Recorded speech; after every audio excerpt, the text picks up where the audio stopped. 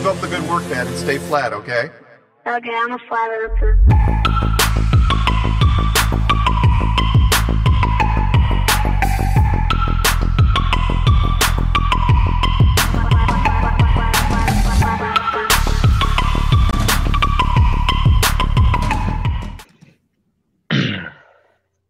Okay, just for the record, when I'm using numbers in the live chat and I'm saying 3, 2, 1, and we don't come on for another few minutes, I'm using flat Earth math. I just want people to be aware of that because obviously we had a little technical issue with the streams. It works, right? It eventually does work somewhere down the line, I guess, right?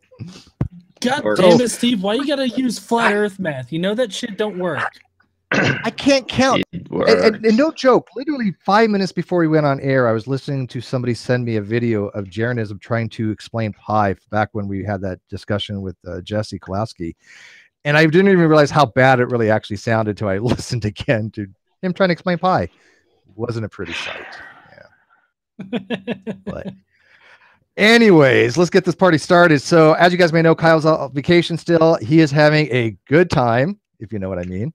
A real good time. Sorry, Jim Majors, but you kind of put on the back burner for a while, buddy. Anybody else who has a crush on Kyle? Kyle's really enjoying himself, so we're going to give him some more time off there. We are going to have a discussion tonight. Conspiracy Catz versus KRO. Don't ask me what KRO stands for. No one seems to know, not even KRO.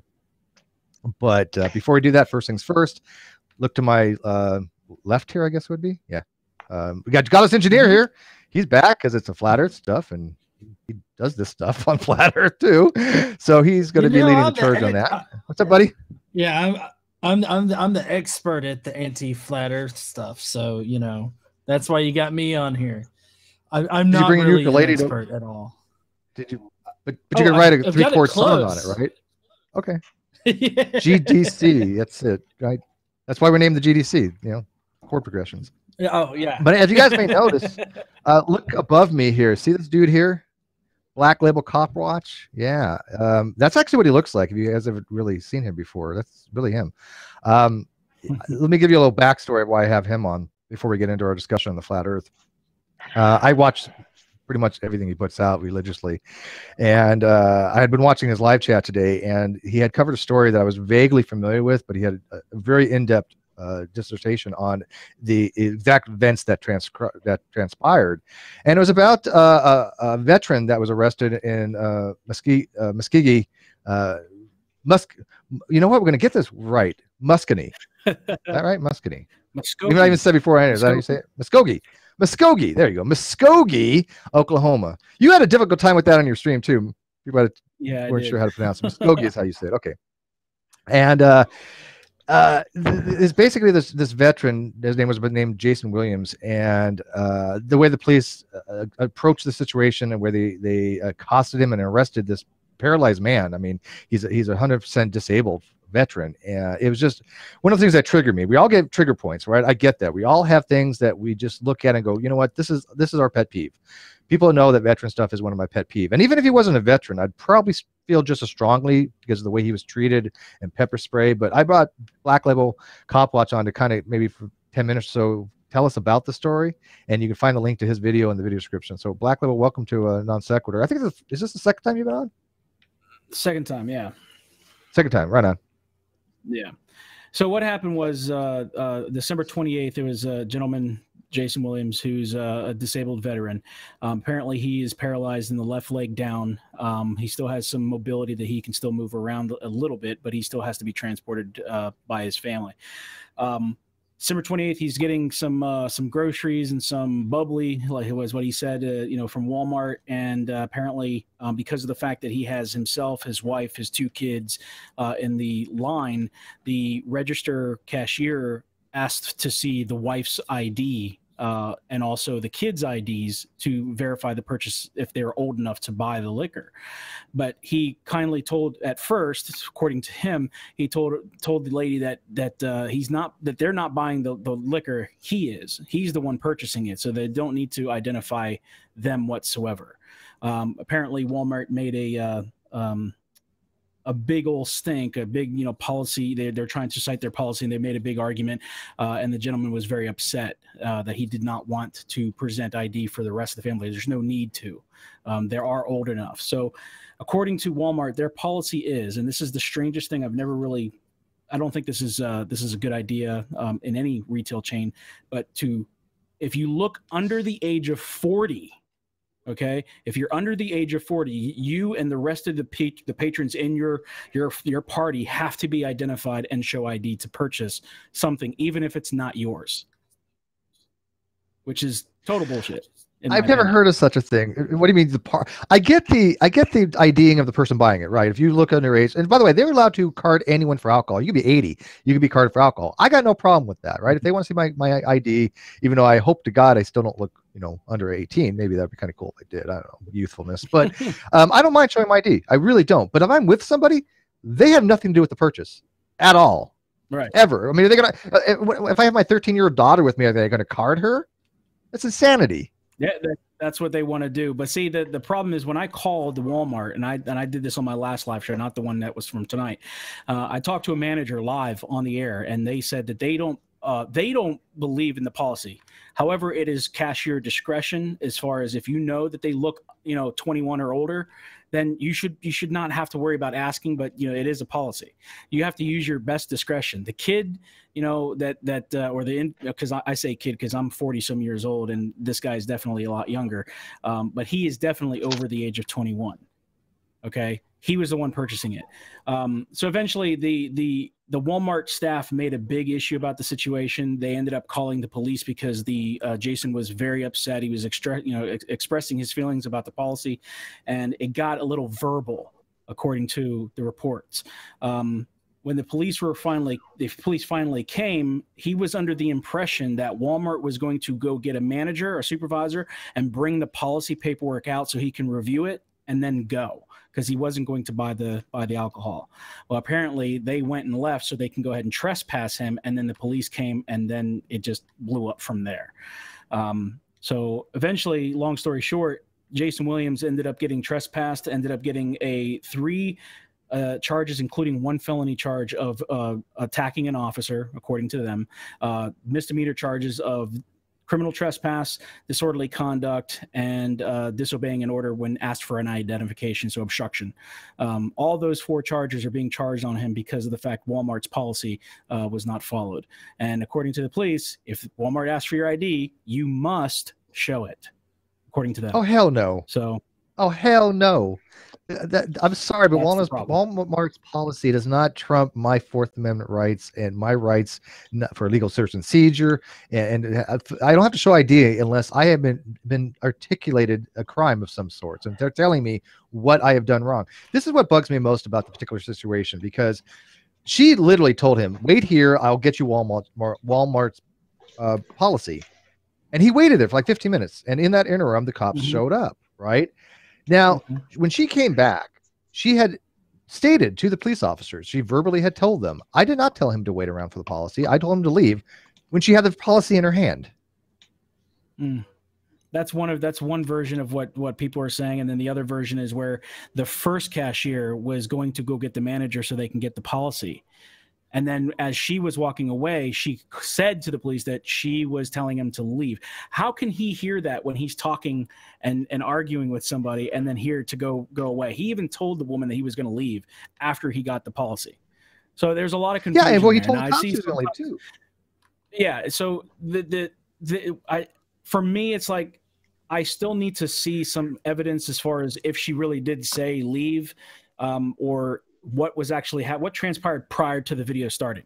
I'm open to the idea. However, Walmart had the opportunity to de-escalate the situation. A manager of a retail establishment should be able to understand that you can de-escalate it.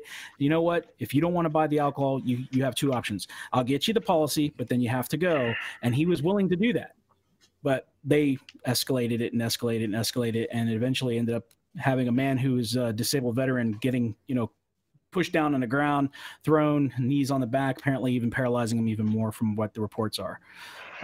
Yeah. So that was disturbing because, again, there's two things at play. One, if Walmart doesn't want to sell alcohol to somebody, if there's a suspicion that they might be buying for illegal underage alcohol, I get that, right? That's their discretion to do that. They don't have to sell to somebody, at least as far as I'm aware. I would respect that, right? But I mean, he was there with his wife, who's his caregiver, and his 2 children, right? I mean, that's the part I don't get. It was clear that he wasn't buying them this alcohol for the kids, and he was with another parent. When they had asked, they said, stand up, you're under arrest. He's like, I'm paralyzed. That's why I'm in this chair. And if you watch the parking lot, when he came out of the vehicle, the first thing he does is he gets into the chair. He didn't walk in on his own accord. He didn't run in. He clearly wasn't very mobile. And when they took him down, he was screaming in agony about his spinal injury, which they seem to have no regard for whatsoever. And it obviously that would have exacerbated to no end. I have some back problems, and I would have been in agony had they done that. But they didn't seem to give a shit. This guy was not combative. He was probably a little scared and high on adrenaline a little bit. But do you think that they overwhelmingly used excessive force for somebody who was clearly not a threat to them? He had no weapons. He couldn't run away. Well, because of the fact that they charge him with felony assault and all that, that they're saying he's also being charged with disorderly conduct, which under their statutes it says something about being a threat to that person, using physical harm, or going to do anything. But he was in a cart, so what's he going to do? Run the lady over? So I don't understand. The really also the hardest thing I have to say about this whole thing is that even seeing how the police handled it as well. On their Facebook page, they posted a video. The video that I actually did my stream on tonight showed from start to finish, in their point of view, what happened. They outed him, saying that he's not a disabled veteran, that he can get out of the car easily, that he's not paralyzed. There was even a repost of veterans that are saying that he's not a disabled veteran. However, he may be a veteran, but please show me proof. So there's weird things going on here on this situation. I don't know if that makes any sense to you, but when you have an individual who says, I'm a disabled veteran, and then you have somebody who's a veteran saying, well, he might be a veteran, but only if you show me proof, and I can't believe that he's a veteran. And what the hell's going on? I think they found out that he was a veteran under general discharge. I think that he was a veteran, but he was generally discharged. His squad went to Afghanistan. He didn't, but it was clear that he had back injuries regardless. I mean, regardless of whether he was a veteran or not, I think he was. See, that's not. Nobody's going to put him on trial for the fact that he's a disabled veteran. I don't care about that point, whether he is or isn't. The fact that I'm upset about is that the police said that he was committing a crime, which was no crime at all from what I seen, and Walmart mishandled the situation to create this. So cause and effect, for me. If this guy was, attacking individuals and throwing shit around and making a big old stink that's even far worse than what it was, then yeah, that's a different story.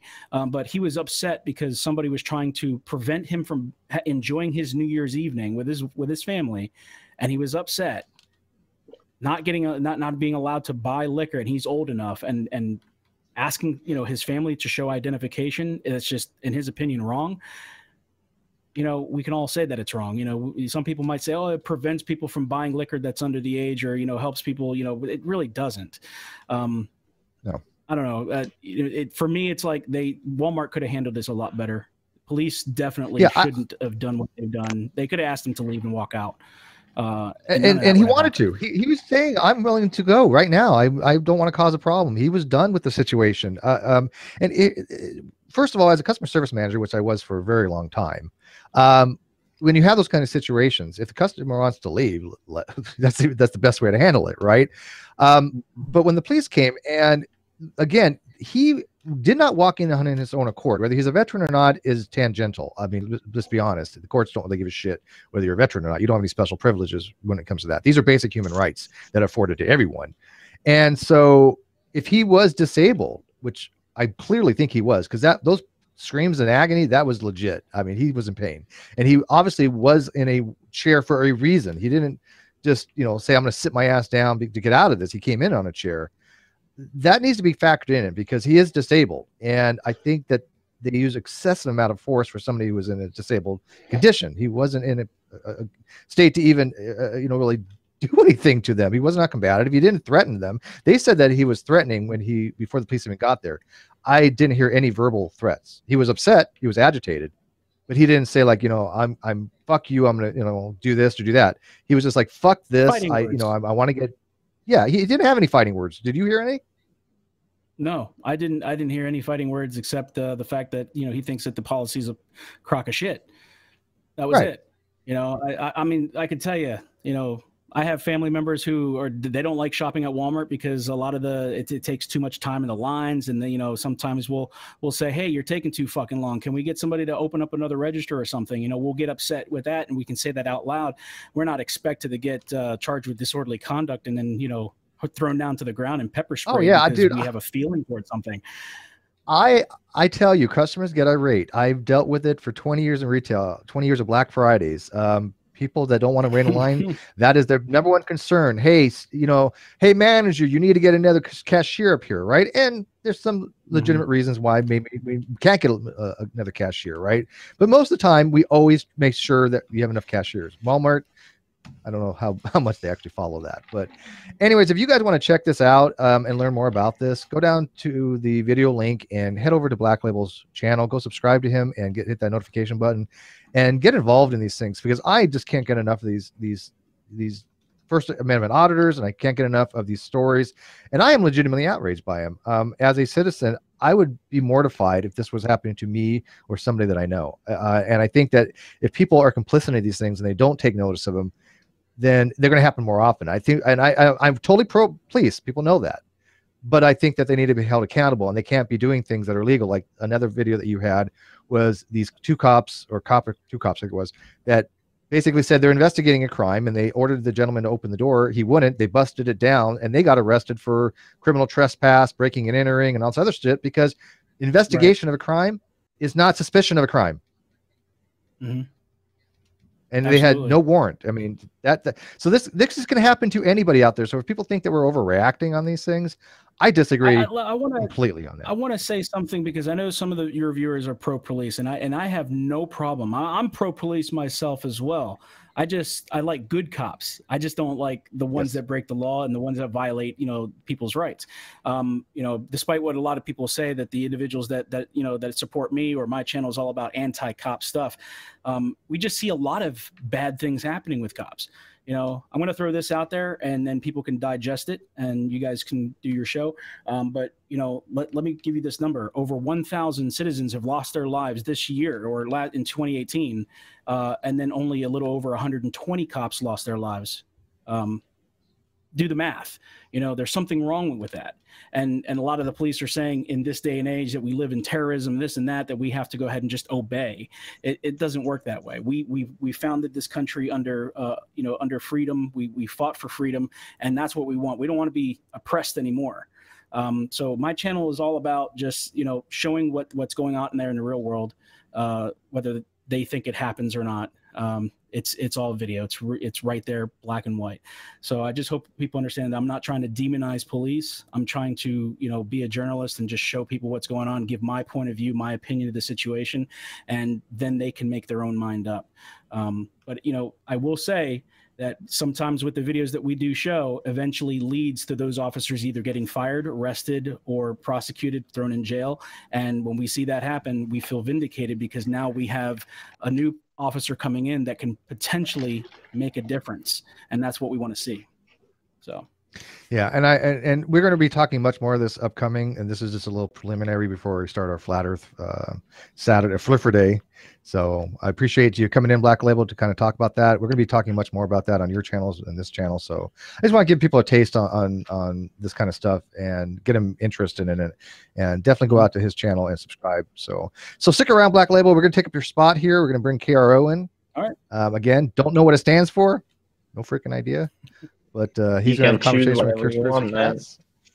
We'll make something up for it, I guess. But I guess you have a model, and you're going to show us blue ballers that the Earth is flat finally, and convinced us. We were so happy for that. I mean, John's been waiting for this. He's like, dude, he told me the other day, he's like, Steve, I really don't want to be a blue baller any longer. I really want to accept the flat Earth. We need to have somebody come in and it's just explain to this without question that the Earth is flat with a model. So I have great expectations for you, KRO. Don't let me down. You need to be open. I'm so open right now, dude. My legs are spread. I'm man spreading right now. I'm so open. Okay, so right, yeah. Anyways, John, take it away, man. What can go wrong? All right, welcome everybody to Flatterday Night Fights. Tonight we have Conspiracy Catz and KRO. And we're going to be discussing, of course, flat Earth. So I'm going to let these guys kind of introduce themselves, probably more so on KRO's side. Everybody knows Conspiracy Catz. We love him here. So KRO, why don't you start us off by telling us a little bit about yourself and everything? Right. Yeah. So first of all, thanks a lot for the guys for having me here. It's actually my first YouTube stream, so it's cool. But yeah, so basically I'm just a random guy, and I've been looking into the flat Earth stuff for about a year or something like that. And I don't do YouTube videos. I've never done, so I'm not like one of the probably the typical flat earthers you get here, which have a lot of experience with making observations on YouTube and stuff like that. Actually, yeah, pretty much it's something that I've crept into me for some time, and then I've been into this for, as I said, about a year.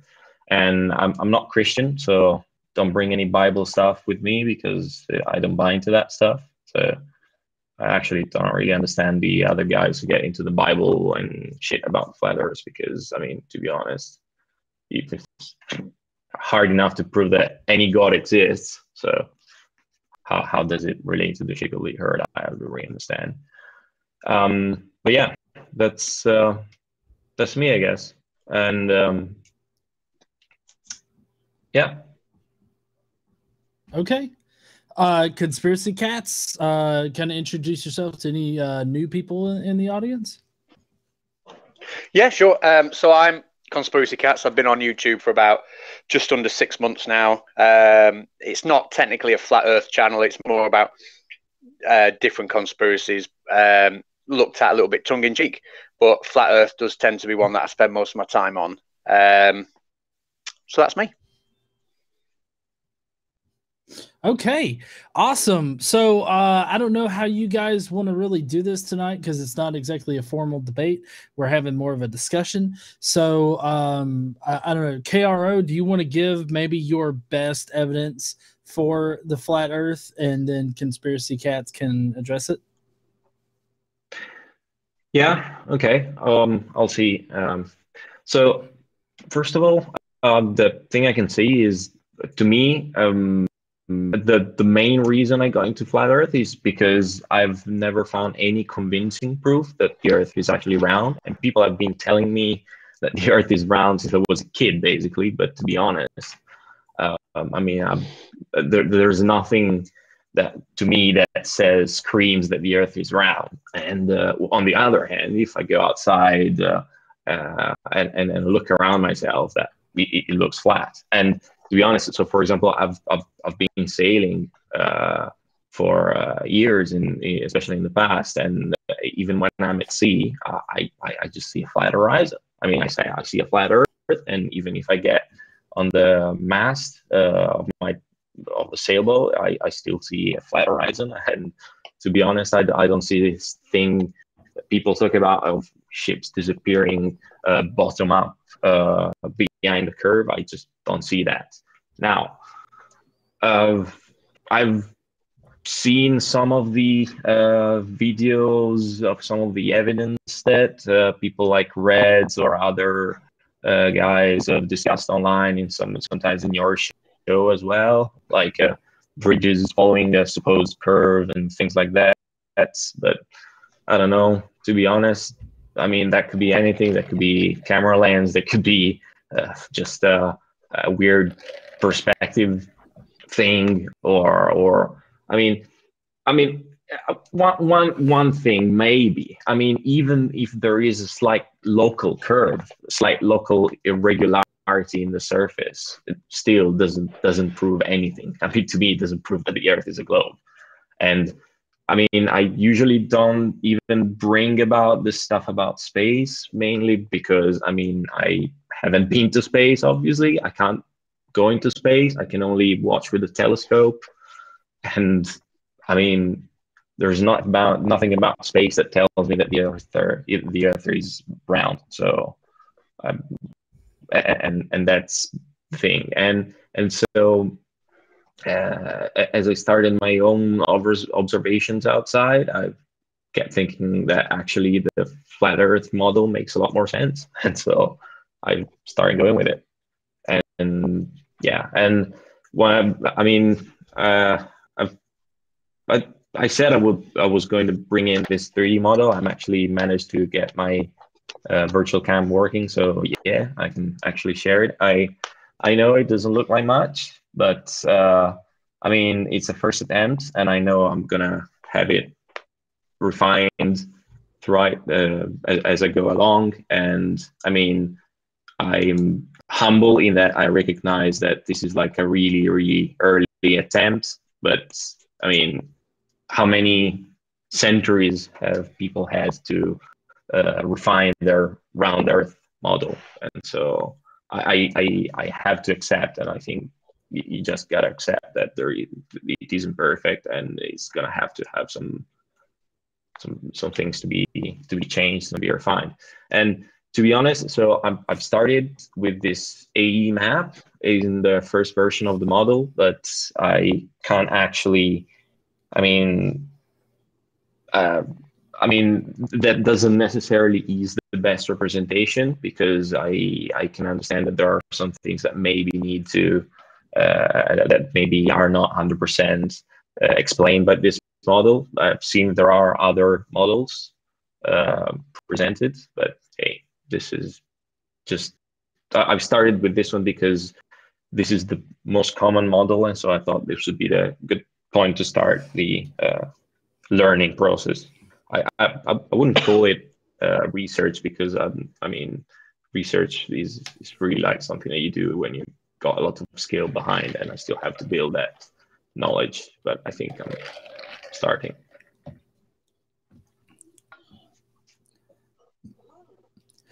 Okay. Was that all you wanted to say about your best evidence for a flat Earth? These are some ideas. I've got other things certainly, but maybe we can start from here, the conversation, and see how it goes. Yeah. Yeah, definitely. Okay, Conspiracy Cats. What do you got to say about it? First of all, KRO, nice to meet you, man. You all right? Yep, nice to meet you. Cool. Right. So, I mean, a couple of things I picked up there, and clearly, you know, it's a bit of a prerequisite for flat earthers, isn't it, to have that distrust in images from space and have distrust in photo, because obviously if that distrust wasn't there, then the globe would have been proven a million times over. So, you know, again, I'm not going to show you loads of images. I'm not going to show you loads of pictures. What I want to do is discuss with you how a certain science that relies or it depends 100% on the Earth being a sphere and no other shape whatsoever. And I just want your opinion on it. Is that okay? Yeah, sounds good. Yep. Is there any chance we could have picture 7 brought up, please? It's not the Polaris one. Don't worry.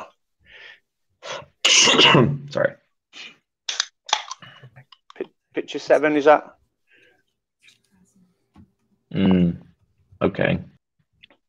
Okay. So, I mean, I think all of us here agree that earthquakes happen, and I think all of us here agree that we can find the epicenter. Well, hold on. Oh, well, I was just gonna say we need to let people finish. Okay, just to say, starting right out, we got to let people finish and let people talk. Okay. Yeah. Yeah. Sure. All right. Yeah. So that might be me. I've got a bit of lag, so apologies if I'm that might have been me. There's a bit of lag at my end. Apologies. Right. So I think we can all agree that earthquakes are a real thing and earthquakes happen. And I think we can all agree that when an earthquake takes place, we don't have any problem in finding the epicenter of the earthquake, whether it's underneath the ocean, whether it's on the land. Can you start off by, like, do you agree with me with that, KRO, that we can, as a human race, we can pinpoint the epicenter of any earthquake?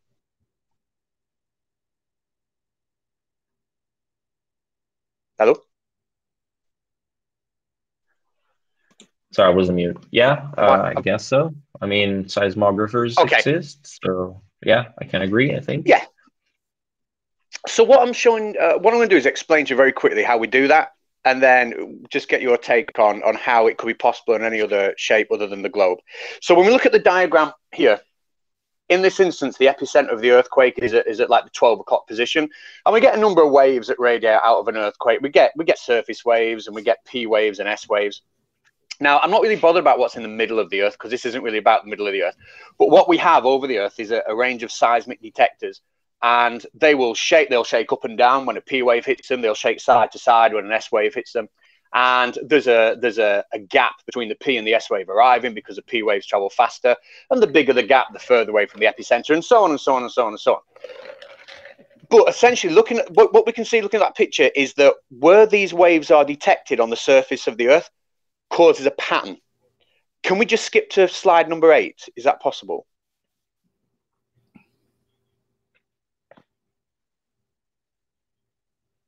Is that? Can you hear me?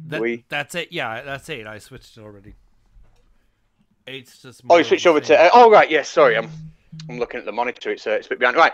So what we've got here is, essentially, it doesn't matter where that epicenter of that earthquake is. All right, wherever the epicenter of the earthquake is on the Earth, the distribution of where those P waves and S waves arrive at the surface of the Earth is always absolutely identical. Absolutely identical. We'll always get exactly the same distribution of P waves and S waves arriving across the surface of the Earth in relation to where the epicenter of that earthquake is.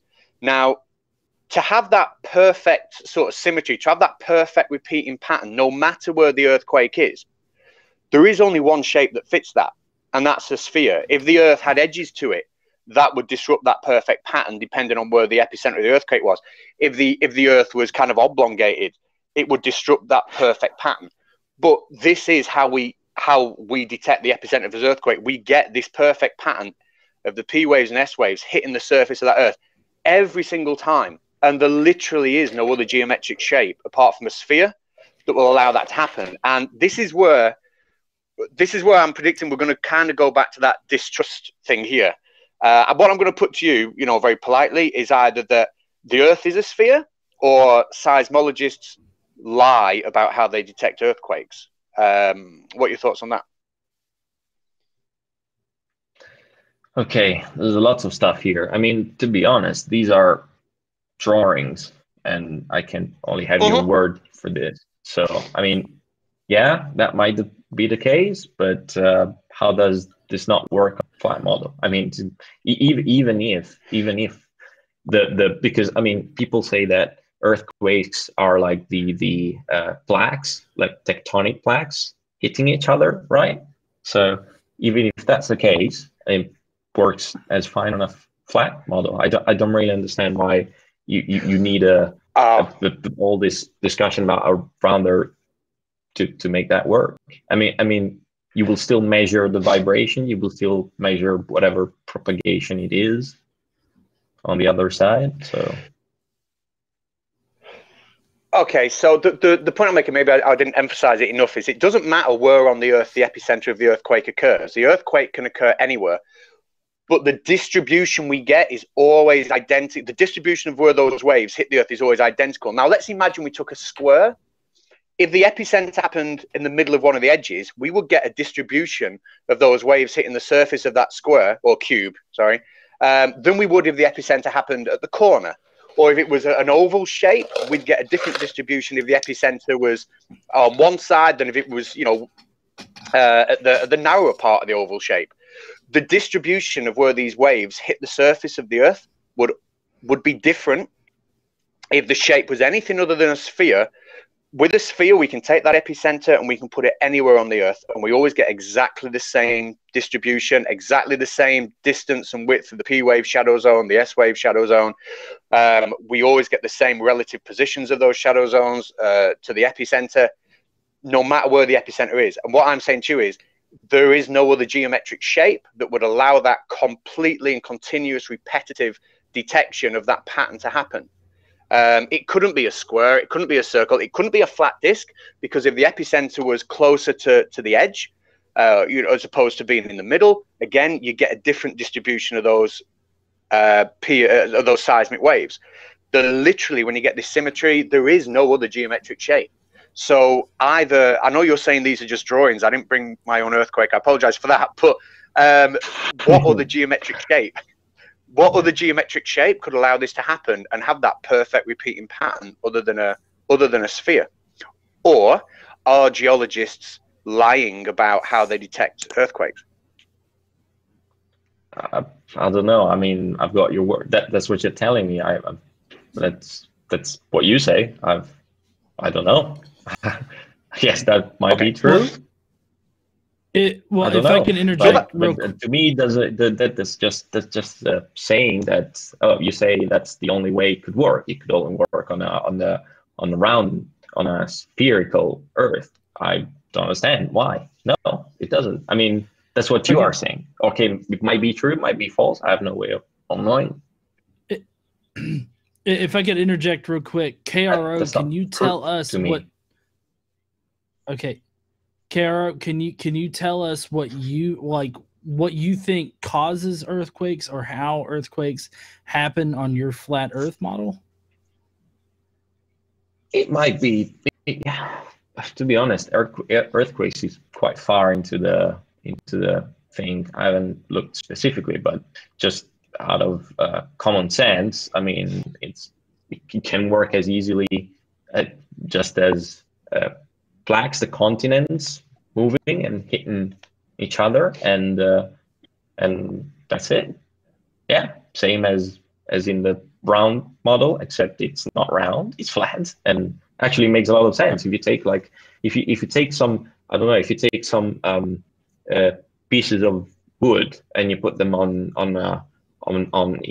like a water thing, and they will hit each other fine, they will just float around, and that's it. So I don't see a problem. So you think that it's the continents that move? Is that right? No. I probably oversimplified it. I didn't say the continents. I said that the tectonic plaques, which include also, I guess, what's underneath the ocean, so the ocean floors.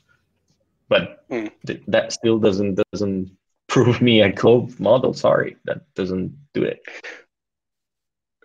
Can I put a different analogy to it then? And then maybe you can see where I'm coming from. If you imagine you're stood in a room, and that room is a square shape, maybe, right? And it was made of a mirror, right? So the whole room was like a mirror, and you shone a laser at the wall, and it bounced back, and you could time how long that took to bounce back, right? But then you shone the laser at the corner, which is going to be a slightly different distance away. It's going to take a slightly different amount of time to bounce back. Does that make sense? Well, shining a laser in a mirror room sounds like a very dumb idea. I would probably get blind. But well, okay. I mean, go with me for the analogy, because we're going to we'll get okay. So are we in agreement that if you shone it at the flat part of the wall and it bounced back, it would take a different amount of time to bounce back than maybe if you shone it in the corner? Yeah, you in agreement with that?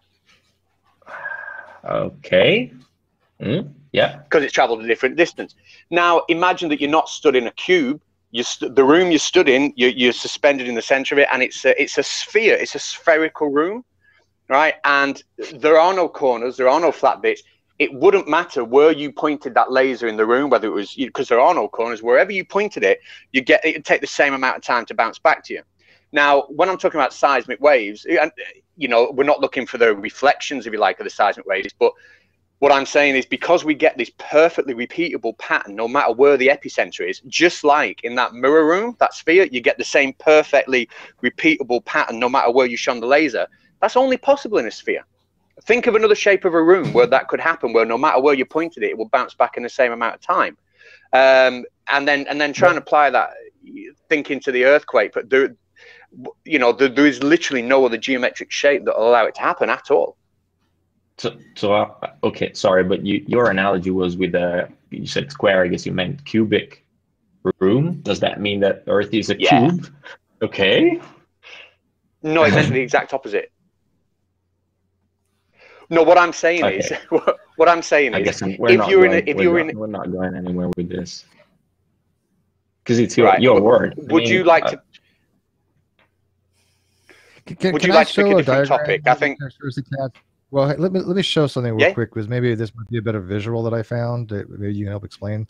Dave, can we show that visual real quick? Well, it's literally the same thing that he just showed, but yeah, I'll go ahead and bring it back up. Well, did his graphic have the did it show the shadow zones on your graphic? Because I don't remember. Yeah, that is my picture. That's exactly the same. Okay, so that's the thing. Because I wasn't sure if it had these P waves. So can you actually explain to him? Because you showed the graphic, but a little more detail. Yeah. Why, if we had let's say we at the epicenter, we know the latitude, longitude. We then say, okay, we want to go between 140 and 105 degrees latitude, and we say, okay, we would expect to find no P waves here. We might find some shadow wave, S waves, which are the secondary waves.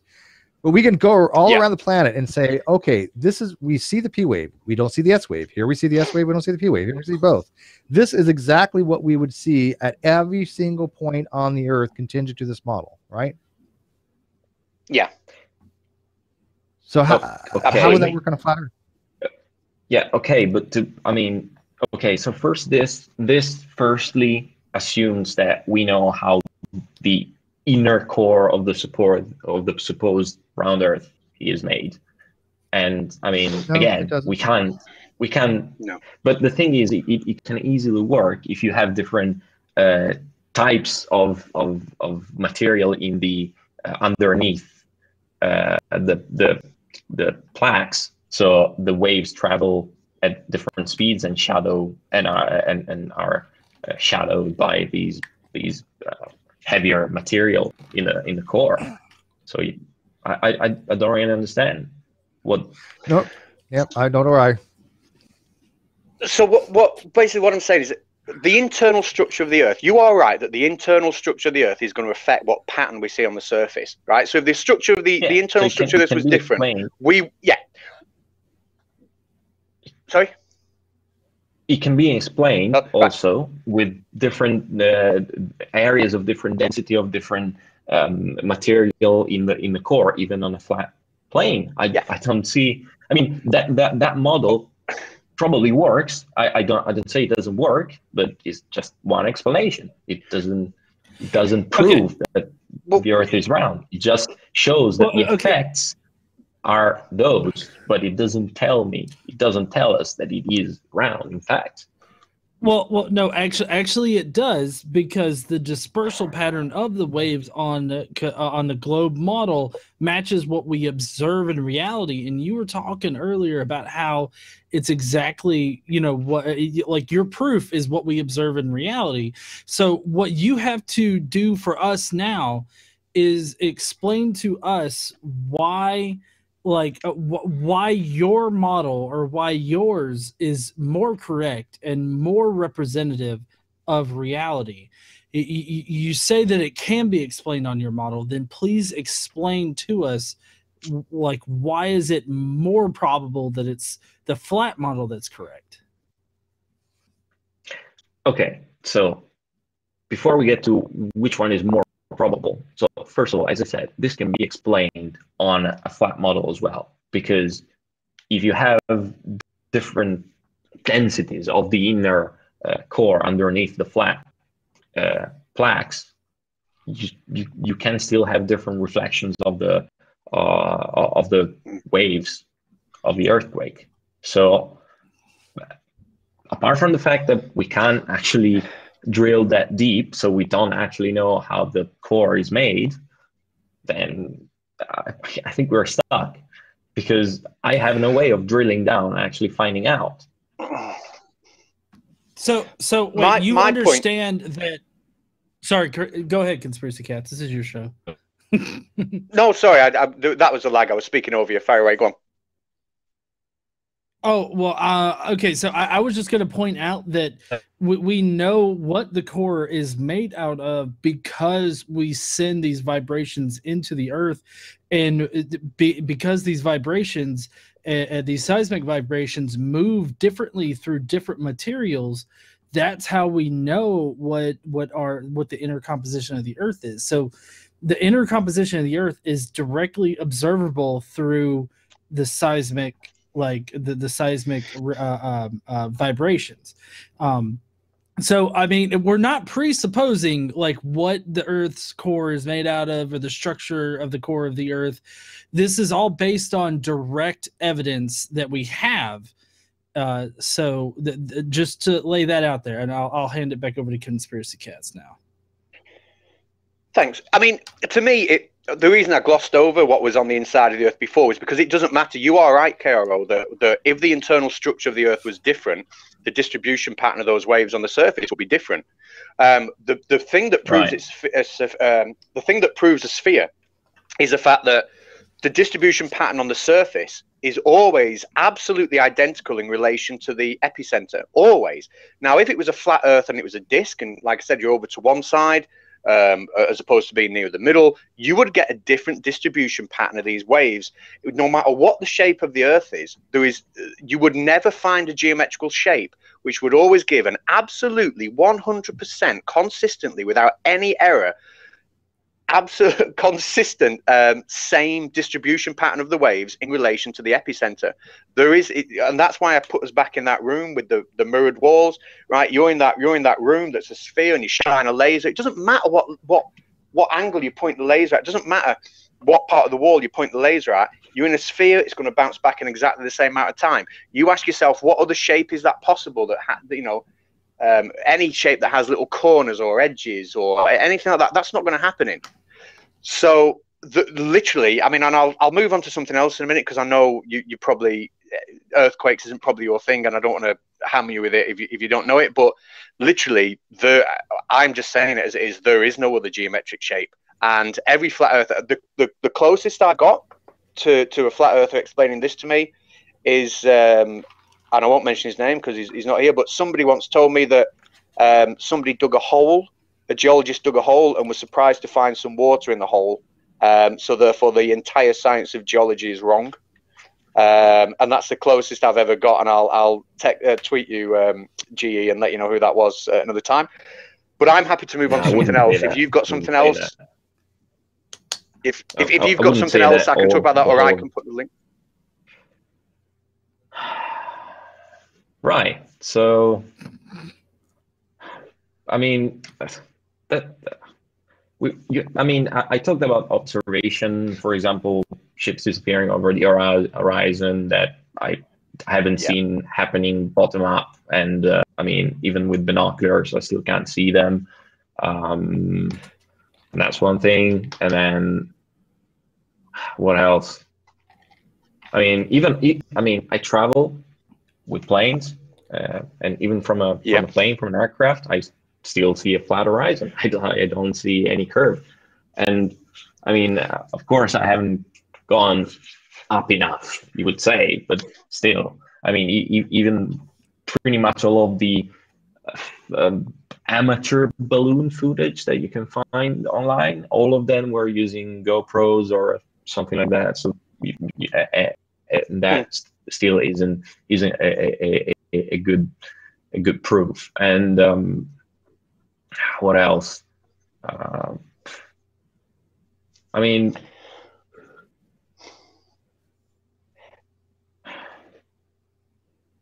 yeah, that doesn't. If you talk, yeah, apologies. Go on. No, I was going to say you mentioned observations, and you've not seen an observation. Would now be a good point for me to maybe show you an observation and see what you think of that?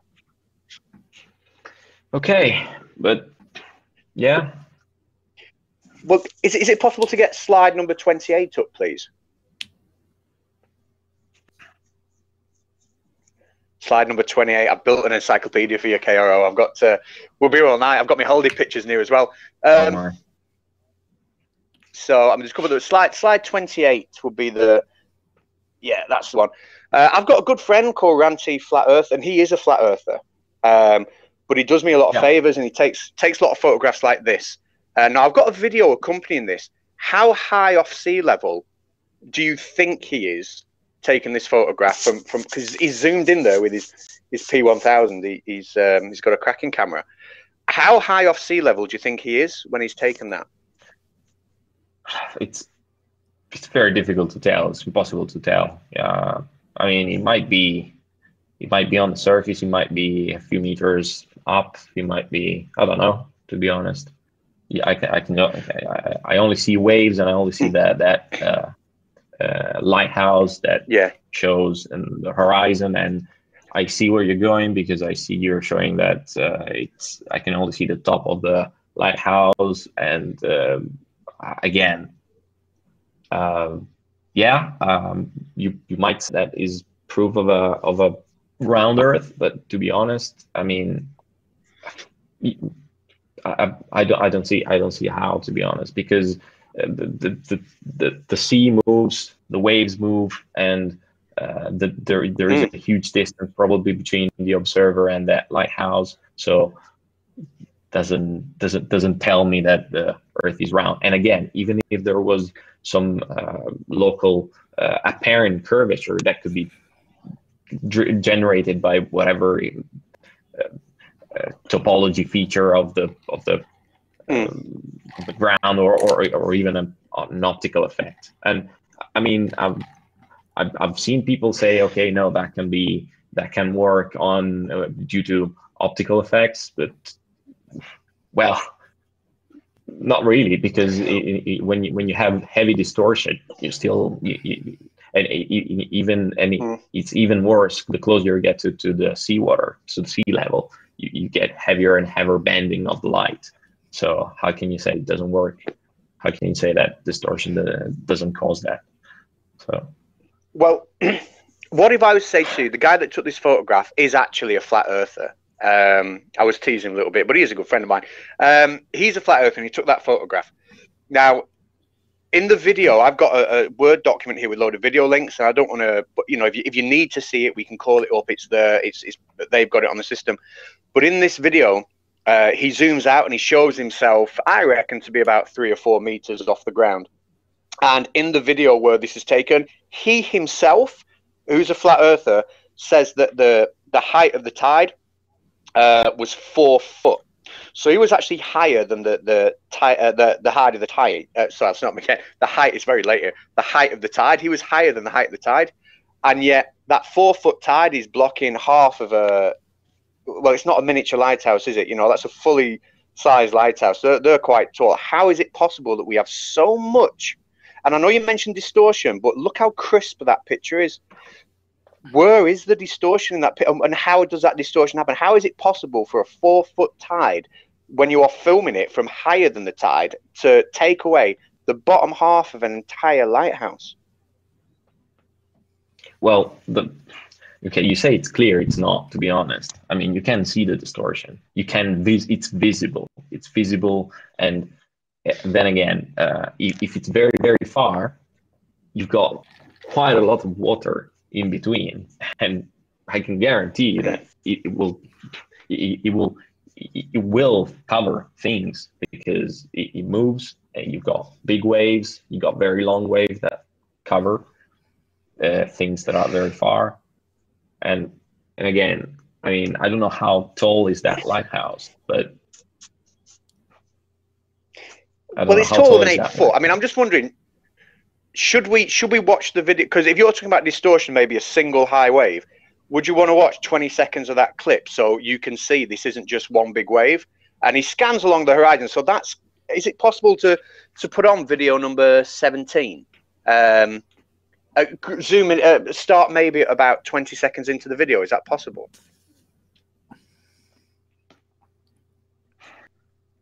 So what you'll see here when he zooms in, sorry. Well, I was just going to ask KRO if you could tell us, like, while you're watching this video, why can we not see, like, the very bottom of the lighthouse? as we watch this video. So just keep that in mind and try to think about the reasons why we can't in your particular worldview as we watch it. Because it's very far. That's it. Well, because it's far. I mean, if you put a man very, very far from where you are, you will not see it, especially if it's on a surface that's got. So you will not see it, or you will just see the top of it. His head, maybe, I understand you're talking about. Arms. I understand you're talking about reduction in angular size. Yeah. I understand you're talking about a reduction in angular size because things obviously look smaller when you're further away. But look how much width of that lighthouse you can see. When things reduce in angular size, when they get further away, they reduce from top to bottom and side to side at the same rate. They don't lose half of the bottom and have a very minor reduction in the width. Do you know what I'm saying? I'll let the clip play anyway, just for a few seconds. I'm sorry, I was away from keyboard. Which one do you want, Conspiracy Catz? Oh, you were right with that one. Oh, sorry, was that the photograph again? It's that's number 17. Yes. Yeah, so that's the video for the photograph. So number 17, about 20 seconds in. Okay, no problem. Coming up, let me get that. So how far was the lighthouse in the video from the observer? He'll zoom out and show you. He'll zoom out and show you at 2 minutes 30. So if maybe we play around about 20 seconds in for 10 seconds and then skip to 2 minutes 30, then he'll zoom out and you can see. He provides a lot of good evidence for the globe. Does this guy is one of my favorites. So this is at approximately 17 seconds here, and there's no audio. Yeah. Brilliant. But there's the lighthouse. And you can see there's no single big wave dropping that lighthouse off at all. But if he wants to know how far away he is, then if you skip on to like 2.5 minutes, he'll then do us the favor of zooming out for us. At some point in the next 10-12 seconds, he'll zoom out. And that's obviously, we're missing loads of bottoms of buildings as well. Okay. No singular big wave. You can also see the atmospheric distortion. It's quite clear, actually. Apart from the pixelation, that doesn't count, but you still see the atmospheric distortion. There isn't much. You can see it. The distortion is actually distorting more of the buildings than the waves are hiding. Okay. Well, also I mean, do you think that in your view that you've espoused here, the bottom of this lighthouse would have to be farther away from us than the top? I mean, do you think this is like the Leaning Tower of Pisa or something? Sorry, what'd you say? Is the tower's foundation farther away from us somehow than the top of the foundation? The top of the lighthouse. No, the whole of the lighthouse is far. And right. So as your vision converges. Well, yeah, but you wouldn't be able to see the top of the lighthouse either. If the bottom of the lighthouse is just far away, the top of the lighthouse shouldn't be visible either. Okay, I see what you mean. Yeah. So what is your explanation for distance making things disappear from the bottom? Because you've said distortion. So like, what is your understanding of that, and how does it make things disappear from the bottom? As I said, I don't know about I don't know the specifics, but you can see that things just disappear, and they don't always disappear like that. It depends on how far they are, where they are in relation to your position, your observing position, and I mean, and I'm sorry, I just read on the chat that people say that I came here with I don't want to learn, I'm the closed-minded one or something like that. I'm not willing to. I'm trying to understand, and I mean, it's just that so far I haven't really seen anything that convincing argument.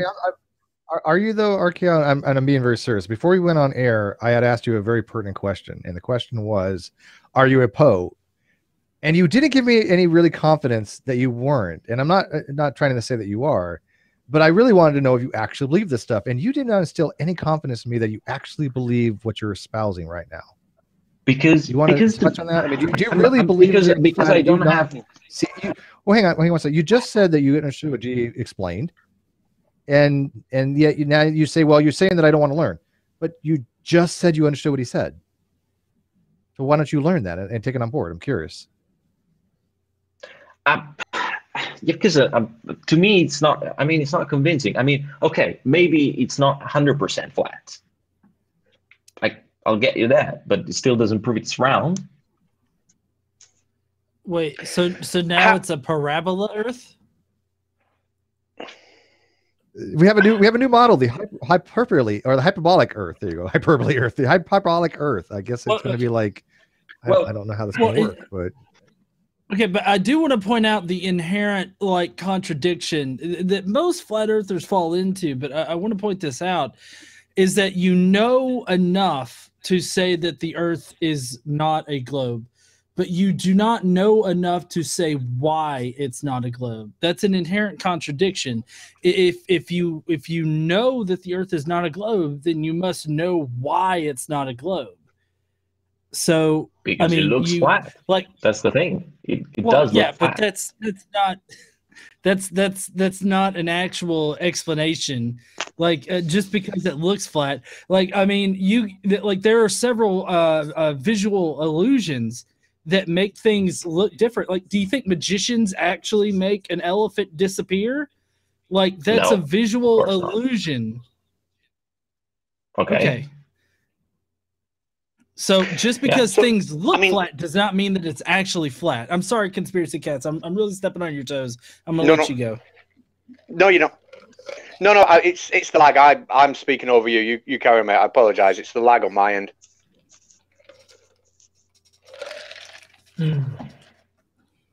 Go ahead, Conspiracy Cats. Oh, right. Yeah. Sorry. Right. KRO. So if you've come to the point where, and I think it's good of you to say that all right, maybe the Earth isn't actually flat. Maybe there is some degree of curvature.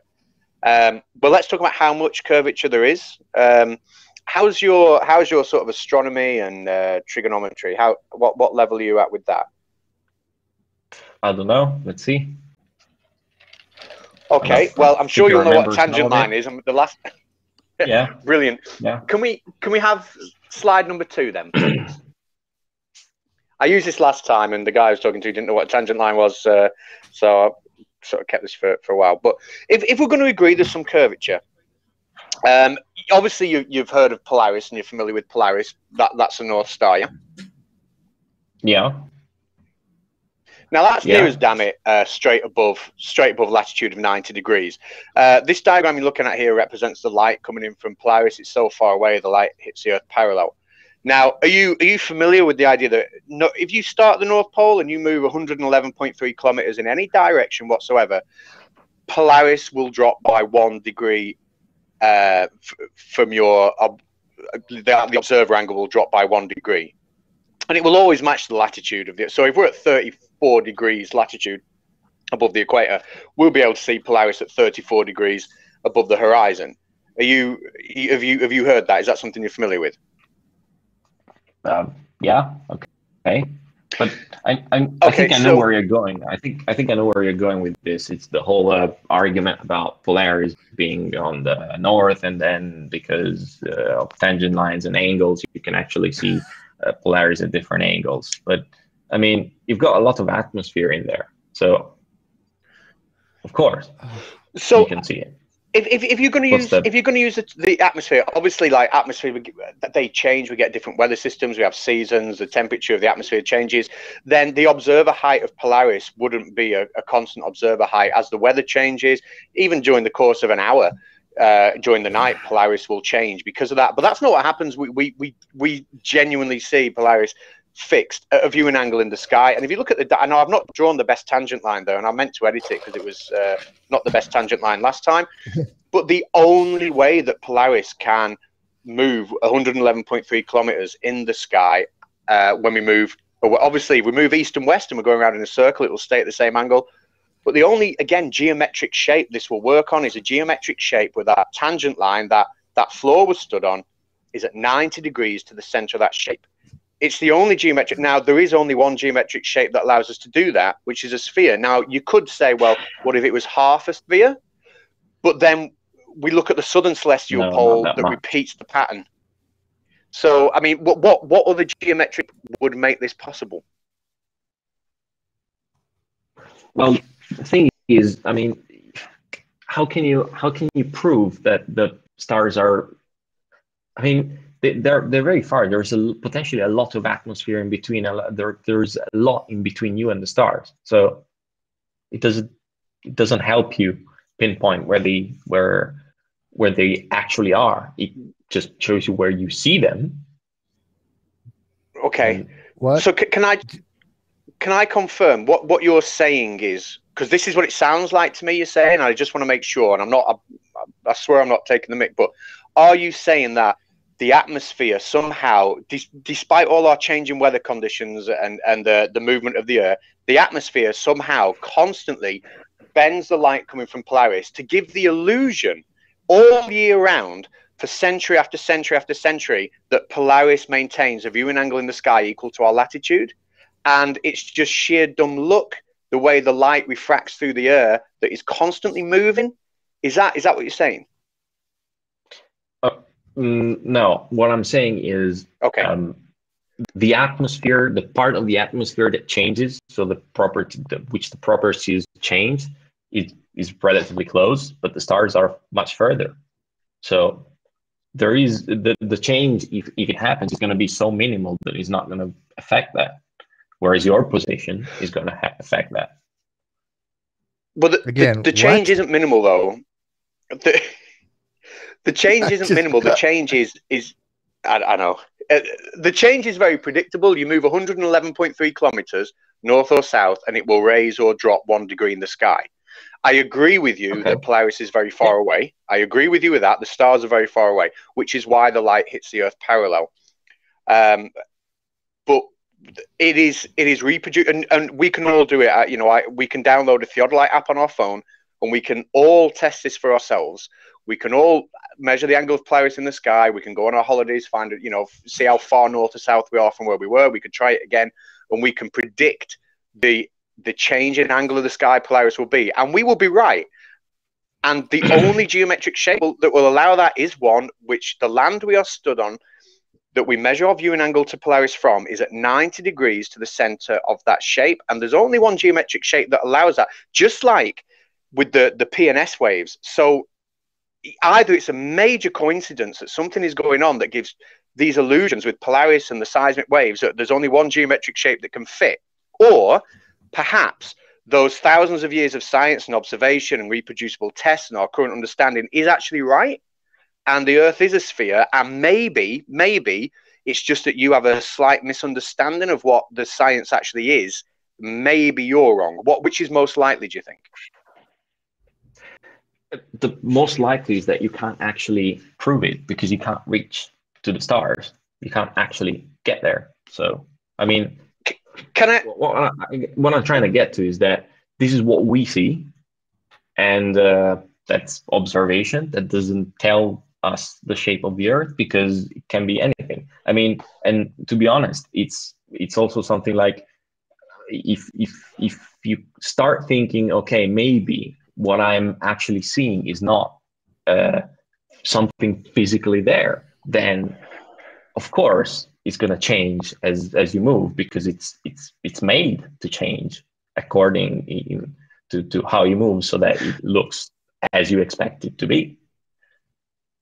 So you're thinking some sort of design. What you're suggesting then, so I can get this right, there's some sort of intelligent design that makes Polaris somehow move in accordance to where the observer is stood. Because that's what I'm getting. Yes, that's what it seems to me like you're saying. I'm not saying that that's the case. I'm just saying that maybe the possibility that it is a simulation is not disproven. It is not disprovable. Okay. Because. So yeah. Okay, that's. I mean, so now that kind of takes us to a different argument. It's no longer. It's no longer globe Earth versus flat Earth. It's reality versus simulation. Is that the realm we're going into now? Is that the answer to the Polaris and the seismic waves? That because I'm happy for that simulation argument. It's one I've heard. It's one I enjoy. But is that where we've gone now? If we discarded flat Earth and maybe we're onto a simulation of flat Earth now died a death. No. So as I said, the waves, the earthquake waves, that is it can easily explained as validly on a flat model with just different densities of the inner core, areas with different density in the inner core that produce these results. Okay. I'm talking about the stars. So can you explain that to me then? Stars, everything that has to do with. So if it can be easily explained, can you explain it to me? If it can, if the seismic waves can be easily explained on a flat Earth, like what? Because I gave it a very, very specific explanation of where the P wave shadows and S wave shadows would be, and I can talk about why they're in those positions, and I can talk about the movement of the seismic detectors, and I can explain. I can explain it much more depth. I talked about the P waves traveling faster than the S waves to get that. So if you say it can be easily explained on a flat Earth, and still to get this uniform distribution, rather than just saying, well, there might be different densities, to me, that's not an explanation. That's you saying it can be explained, but then not explaining it. You get uniform distribution on the surface, but you don't know where these waves have bounced off within the core. You don't know. You just have no way of knowing. You can only see the effects on the surface. If you could actually put a probe within the core, you might be able to make a more precise statement about that. So what you're implying though is that if the Earth was flat, then there will be some mechanism inside the Earth to make sure that the distribution of the P waves and S waves was always in the same place relative to the epicenter of the Earth. And what you're misunderstanding though is if the epicenter of the Earth moved, those structures within the Earth would also have to move to replicate that effect. So again, you're going down that somehow like intelligent design that's there to trick us, to make us think it's a globe, because those things would have to move. They would have to move to produce that effect. Do you understand that? Yeah. Absolutely. So we are going to that intelligent. So what I'm saying is, and I'm happy to go down that route, but you have essentially pushed flat Earth aside and gone to some intelligent sort of design that's there to trick us. That's where your argument has gone. No. You've disbanded and discarded flat Earth. I'm just saying it's a possibility. It's a possibility. So if it's a possibility, then there's a possibility it's not true. So let's say it's not true, and the Earth was flat, and the Earth was flat. Again, how do you explain the observations of Polaris without this creative, the intelligent design there to fool us? How do you explain the P waves and the S waves without this intelligent design there to move structures around underneath the Earth and fool us? If you're saying it's a possibility, let's push it to one side. If the Earth was flat, how do you explain those two pieces of evidence I've brought to you on a flat Earth without having the problem? And please don't just say, oh, well, there could be different densities, because all I'll do is I'll come back to you and say, well, those different densities would have to move every time there's an earthquake to fool us, and we're back to that creative design, intelligent design. So how would you explain it on a flat Earth without intelligent design? That might be actually what happens when you have an earthquake. When you have an earthquake, I mean, as I said, we haven't been underneath the crust, so we can only go by the observation that we have on the surface. Okay. So essentially, you don't know, but you do agree that the observations on the surface are consistent with the globe, but you don't know the explanation for a flat Earth. That's where we're at. Yeah. Okay. Yeah. That's okay. What you say. And the same with Polaris. Well, no, I'm just the same with Polaris. You don't have an explanation and I'm happy we can move on to something else. That's fine. But I just want to establish these points as we move on. You don't have an explanation for Polaris on a flat Earth. other than some kind of what we talked about, maybe a simulation which takes us away from flat Earth, and it's a different argument. But you don't have an explanation for the observations of Polaris on a flat Earth either. And okay, yeah, I don't have an explanation. No. Yeah. No, and you didn't have, and that's fine. You don't have an explanation for the P waves and S waves so far, right? You don't have an explanation for. I gave you. You do have a nice model, by the way. You don't. I will give you credit for your Blender model, though. I work in Blender a little bit. That is hard stuff to work in. I'll give you props for that. But can you show us on that model above, real quick, how if you have an epicenter, how the S wave and P wave would reflect anywhere? I mean, how it bounce off the edge, the bottom? Where would be the shadow zones that we would expect? So let's say we had pick any place and say, okay, this is where we would have a shadow zone, and compare it to where we actually find an earthquake in that area. How would we do that? Okay, so I've actually moved the model around, but I don't see the video updating, so I think there might be something broken with it. Not sure. Can you see the thing changing? I can only see the mouse moving, but I don't see the. No. You can see it. If you're looking at the YouTube feed, that's going to be delayed. You need to look at this browser where you've got.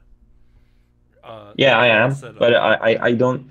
Yeah, but weirdly, I only see the mouse moving, but I don't see the actual model moving for some reason. Let me check. Maybe it's a problem. Yeah, I don't see the model moving. Might be a problem on my hand. On my. Yeah, just. Okay.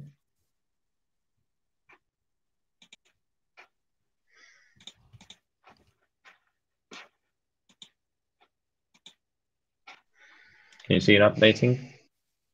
No, but it's okay. I mean, pick somewhere in Africa or wherever, and just say, here's an epicenter. The P wave is going to travel out from here. It's going to travel faster than the S wave. You should expect a shadow in somewhere, a shadow zone. I'm kind of curious on your light source there. Is it a limited distance that you're allowing it to draw, or what's going on with your light source there? Is that the sun? Yeah, it's just a light source with its own properties. It doesn't have any particular. It's not an infinite light source, as every light source has its limits. It doesn't project indefinitely. Wait, do you accept the sun as an infinite point source? Because the sun is an infinite light source because of its distance. Because that's why we have parallel rays. Do you agree with that? Actually, not if you posit a local sun. No. But if the sun's far away, it would be, right? How far away? So that's the 93 million miles. The sun doesn't is effectively an infinite light source. How? That's what it's called. Okay, but why does it have to be that far? It doesn't, because it matches reality. if that's it matches reality. I mean, it is that far away, but if it was much closer, you still have parallel incoming light. So you have a point source here in your Blender. That's clearly not a plane source or an infinite source. That is just a point source you made, correct? Okay.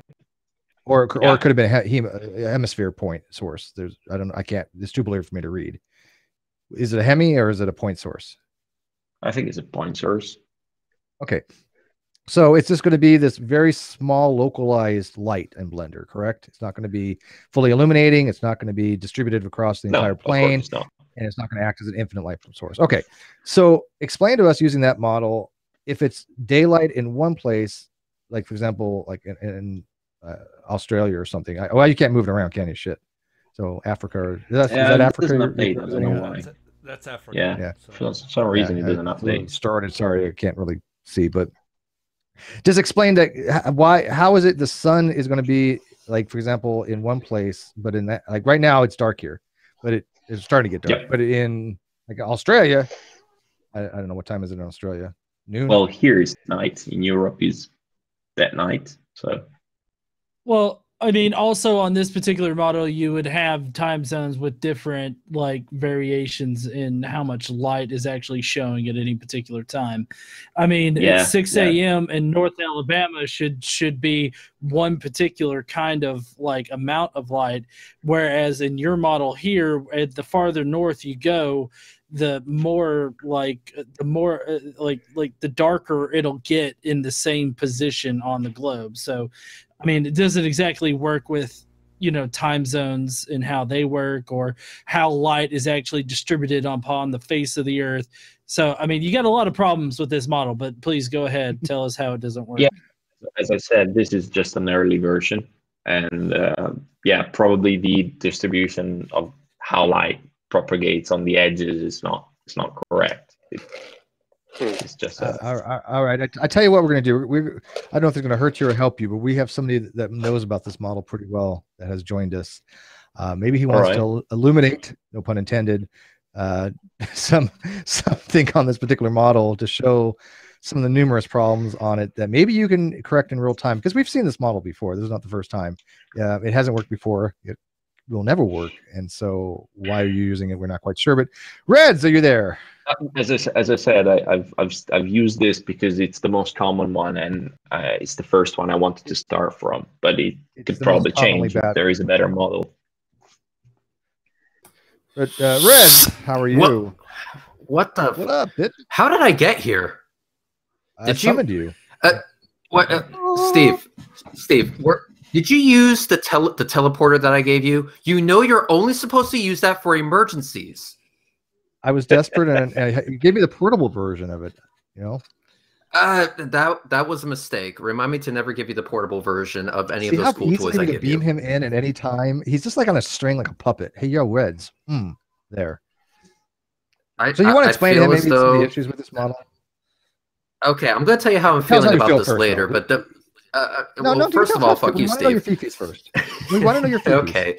Fifis are important to facts here. We'll talk about my fifis later. Okay, so what model am I looking at here? Is it this? Is this magical space pizza that's on the screen right now? Yes, sir. Yeah. Oh God, the AE map, my longtime friend / enemy. Yeah. Well, first of all, sir, if you were to have that sun moving in the way it should move on a flat Earth, how do you explain that the fact that the angular size of the sun would change, yet in reality it doesn't? You don't see it changing in angular size. That doesn't mean it doesn't. If I put a camera on the surface of this Earth and follow the sun through an entire 24-hour period, the angular size of the sun will change. That is the bare bones basic law perspective for you, which flat earthers should know by now. When I do this observation in reality, I do not see the angular size of the sun change. Can you please explain this contradiction to me? We don't know what's between us and the sun. Why should that matter? Because you can have anything that changes your perception of how the sun looks as it changes throughout the day. So basically what you're saying is, you can't have an explanation. It's just very, very small. No. Let me be very clear about the scale at which we're talking here. On a flat Earth, I should expect the sun to rise at one angular size, grow to 3 times bigger midday, and then shrink again to the size it was when it initially rose. I'm talking about a factor of 3 here. That is not a small change in angular size. No, that is quite a big change in angular size. Yet we do not see even the slightest shift in angular size throughout the day. Why is that? Yeah, you do see it. No, you don't. It's very tiny. It's very tiny, but you see it. Okay, let me say this one more time. We're talking about a factor of 3 here. That is not a tiny shift in angular size. So if you're telling me that we do see a shift that's just really, really tiny, that still contradicts your model that you're showing on the screen right now. Can you please explain this contradiction? It doesn't contradict. It's just the model is incomplete because I haven't modeled yet how. I mean, because to be honest, we still don't know, but what's between us and the sun. So I haven't modeled that. So it's impossible to count for something that I don't know. But I will try and model it. It's a good point. I will try and model it. But you do know that by making the sun shift that way should allow us to make some sort of observations, because guess what? As the sun moves over the flat Earth, depending where you are, you're going to be seeing through more of the material that is the atmosphere, even though we don't know what it is, and less of it. So by moving through more of the material, we should see the angular size shift anyway, because we're looking through that material that you say changes angular size. Yet it doesn't, as the light is traveling through more of it. Why is that? Because there's something that basically changes it so that it looks very much the same, or it looks like there is a very, very tiny change as opposed to a large change. But that's perfect. What so is you're back something? to intelligent design. What is that something? Just saying to be intelligent design. Yeah, well, you said it was something. Okay, fine. Let's accept that something. What is this something? It can be a thicker layer of some medium between us and the sun that changes the properties of the light. It can be anything. Yeah, just like when the sun is. Just like when the sun is at dawn or dusk. Just like when the sun is at dawn or dusk, the light from the sun has to travel through more atmosphere, so thicker atmosphere. Yet the angular size of the sun still does not change on those times of the day. Why is that?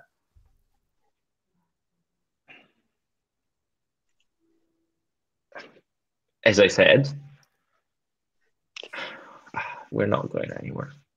Yeah. We're not going anywhere because I think what's happened. Real quick, I think what's happening is that Conspiracy Catz had brought to the table something, right? And you didn't have a model explanation for it. He then had another thing that he brought to the table. You didn't have an explanation for the source of waves and then Polaris and now reds and the angular diameter. John had a few things that he had mentioned that you didn't have an explanation for. Are you getting the narrative that you have no explanation for any of this? Because whatever you think about your model and whatever you think about the flat Earth does not work. Period. Could that possibly be the reason why you cannot have an answer for any of this shit? It's the same. I mean, this is. I think it's on the phone. Anyway. This shutting down. It's not a good attitude. This is not working. No. Well, your model isn't. I agree with you there.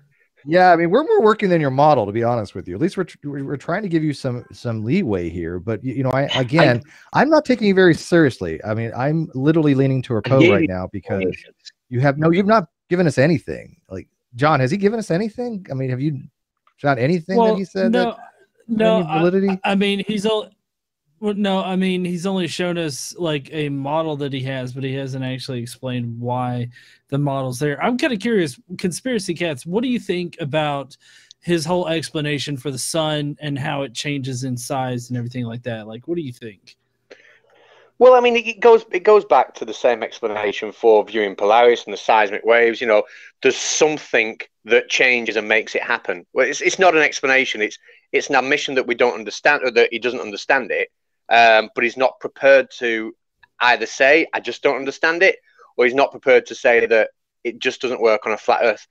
But I see that a lot. And I'm not meaning to say that in a belittling way to you, KRO. You know, you seem like a nice guy, but really it's coming across really clear that you don't understand anything at all. You have no actual rebuttal to the globe Earth evidence that's brought to you. And maybe after this, you might go away, you might look into the seismic waves, you might look into Polaris, you might look into the angular size of the sun, and you might realize that, oh shit, maybe you're wrong. Maybe Earth is a globe, and then we can go and have a beer. Yeah, that's possible. I would say also, you mentioned previously, before I was beamed in here, that we don't know what material the Earth is made out of. I have to tell you, sir, that is irrelevant. It does not matter what material the sphere is made out of. The distribution of those waves always point to a shape of an object in which the waves are traveling, okay? So if I move to one part of the sphere and fire a wave, I'm going to get a certain pattern in return. If I move to a different part of the sphere and fire a wave again, I'm going to get the same pattern back. However, a cube, a cylinder, a pyramid, those shapes would return a different pattern depending where on the shape that wave originated, because the surfaces of those shapes are not equidistant from the center of the object. However, a sphere does have a surface that is equidistant from the center, so it only makes sense that no matter where on the surface I am, it's almost like I never left the point of origin to begin with. I will always get the same pattern in return, regardless if the sphere is made of cheese, concrete, or unicorn pixie farts. It doesn't matter. Well, no, not necessarily. I don't think that would be correct. Depending on the core, right? If the core is liquid, it's going to have a different distribution because the waves are going to travel through that liquid core differently than a solid core. So you're right about the general, but general distribution. But you're going to have shadow zones. No, let me. The waves don't go through that solid core as easily as it would through the rest of the. Correct. But those shadow zones are always going. Yeah, but those shadow zones are always going to be notated in the same on the same spot. If we had a shadow zone on a pyramid or a cube, then your position in which you fired the waves would actually return a different result every single time. From the surface of a sphere, you will always you will always get that certain wave pattern back, almost as if you never left your point of origin, i.e., you're on a sphere. There you go. The outer core actually is liquid. So I was going to say the outer core, just to add that the outer core is liquid. Core is, but the inner core is solid. Yeah. Yeah. But it's a pretty dense liquid. Yeah. It is a pretty basically dense what liquid, I'm trying to say is it is. Basically what I'm trying to say is the material that the sphere is made out of is pretty much irrelevant at this point when we realize the consequences of being on a spherical planet. Basically is like you could have multiple layers that deflect waves in different ways at different temperatures at different times. The point is that you will always get the same return pattern regardless where you are on the surface. That would not happen on any other shape besides a sphere. Exactly. Yeah, and I think that was the point being made. If the epicenter was on a flat Earth, then you can go to anywhere between 105 and 140 degrees latitude, and you would expect to see a dead zone, and we wouldn't have that on a flat Earth. I'm trying to imagine in my head, but it basically would go like this and just spread across the entire planet. Anywhere you go, you would have the wave hit somewhere, wouldn't you? If nothing's impeding it, and just bounce off the bottom and then be reflected back up. And this is me. I came in completely unprepared because I was beamed in from, by Steve, fucking asshole. And I'm a plumber. So what excuse do you have, KRO, whatever that stands for? He doesn't know, just like his model. Yeah, I mean, we're trying to dog on you, dude, but this is kind of getting to the point where it's a little bit useless. I mean, if you don't have anything to bring to the table and all you have is incredulity and all you're doing is saying, well, my model doesn't work for this. I haven't finished my model. I'm not working on it. I haven't gotten to the point where this makes sense to me. Do you really have an argument? Okay, right. So it's pretty late now. So, John, Godless, engineer, are you saying something? I think okay, I'll say something. But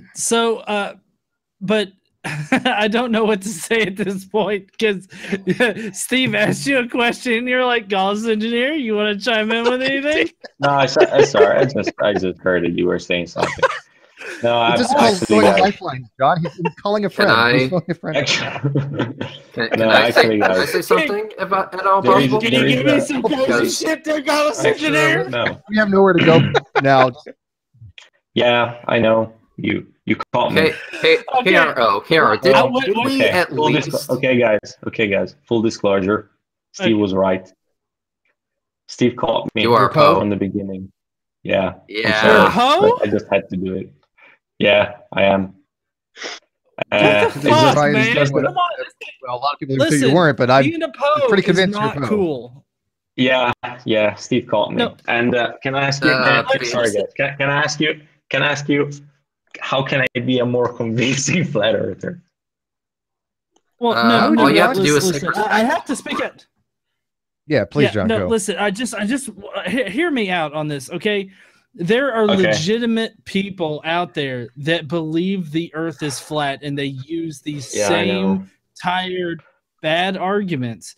And so, for me personally, I think being a Poe on this particular subject is really bad. And I'm not judging you or anything like that, but being a Poe on this particular subject, because of how much emphasis and how much belief people put on it, is a little detrimental. And so I disagree with the idea of flat Earth Poes in general. But I mean, maybe that's just me. Yeah, I do too. And that's fair. Yeah, KRO, I think we're gonna let you go. I'm gonna bring back Black Label Cop Watch if he's still in here, and talk to Conspiracy Catz, and we're just gonna get drunk and make fun of like actual flat earthers and people that do Poe stuff. I don't know why you would do such a thing. I don't know the reasoning. There's nothing to be gained from it. Again, people do take away very seriously the fact that the Earth is flat. Again, probably not all of them, but a lot of them, and it does dumb down people. And we spend a lot of time, and there are a lot of people that dedicate their lives, like Reds and Conspiracy Catz have dedicated most of their lives. G does a lot of it on his channel as well, to get rid of this fuckery. And being a Poe doesn't help anybody. It doesn't do anything to help. But they do. I mean, there's enough dumb fuckery to go around, so we don't need any more. That's just my opinion on it. Yeah, I try to get away from it. I just, if you want, I use my guys, portable summoning thing for Reds for nothing, man. Sorry, give me one. You know, for emergency only. Yeah, you're supposed to. Spot. You know, Steve. The one time you wanted to use your teleporter, you teleport me here because of a Poe. Congratulations. Well, yeah, but I keep it in a very very hard to reach place because I only. You were just flat Earth catfish. You were just flat Earth catfished. Yeah, no, I wasn't. I thought it was a Poe from the beginning. That's the first thing I asked him was, are you a Poe? And I wasn't too confident by his responses. I've been doing this a while. Yeah. Anyways, I know you guys have had your share of experience. So, do you have an actual name that you go by? Yeah. What does KRO actually stand for? I was still wondering that. Kerbal Reconnaissance Office. Do you know the game Kerbal Space Program? Yeah, Kerbal Space Program. Yes, Kerbal Space Program. Catchy. Kerbal. Yeah, it's an old name, but yeah, just actually, I didn't think you would take it bad, actually, because I actually love your show. And the reason I did this was actually, there are a bunch of reasons. One of the reasons is, unfortunately, there are a lot of the flat earthers that I think are actual Poes. And I mean, to be honest, it's really difficult to convince them. I've actually spoken with guys I know who are actual flat earthers. And the one thing they have in common is that they will not be convinced. Even if they are legit. Well, let's do this. Why don't you do this before you ask for you to take off? Why don't you apologize to Conspiracy Catz for keeping him up past his bedtime? The dude needs as much beauty rest as he can get, obviously. And this is cutting into that. So you want to apologize real quick, and then we can let you go. So you're sorry. Come on, it's the adult thing to do. I'm sorry.